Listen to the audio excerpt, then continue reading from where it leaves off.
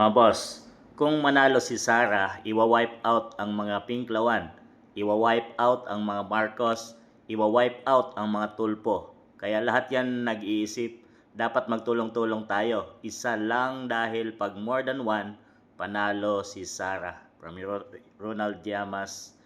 Yan. Talagang wala na silang ibang inisip mga boss, no? Kundi ang paghandaan ang 2028 election. Malayo pa mga boss. Hindi na sila nagtatrabaho.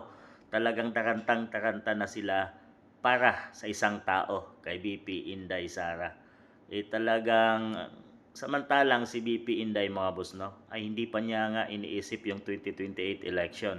Sinasabi niya, magtrabaho tayo para sa ating bansang Pilipinas, para sa mga mamamayang Pilipino. Dahil kawawa na ang bansang Pilipinas ngayon, lubog na sa kahirapan at sa corruption mga boss na talamak sa ating bansa.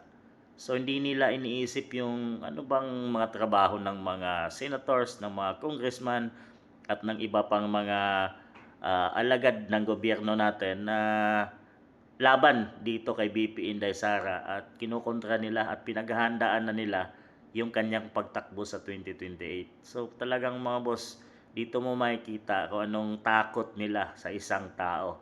Kung ano ang magagawa ni BP Inday pag siya ay makaupo na sa posisyon. Yun talaga ang kanilang kinatatakutan mga boss.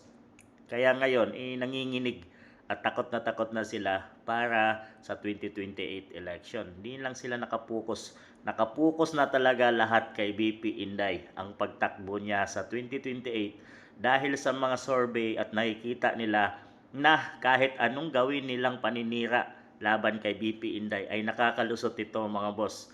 Kagaya ng ginawa ng Supreme Court ngayon na nakalusot si BP Inday Sara sa kanyang impeachment trial. At tong mga kung ano-ano pang isinasampa nila ay nalulusutan ni BP Inday Sara nang walang kahirap-hirap mga boss, na nagtatrabaho lang siya at mayroon siyang team na nag-aayos dito mga boss. Talagang grabe na ang mga taong ito, kinakabahan na para sa pagtakbo ni BP Inday dahil ang akala nila, ang takot talaga nila ay wawalisin tong mga tao, Pinklawan, Marcoses, Tulpo at kung sino pang mga gumawa ng katarantaduhan sa ating bansang Pilipinas ngayon. Marami dyan sa Kongreso mga boss.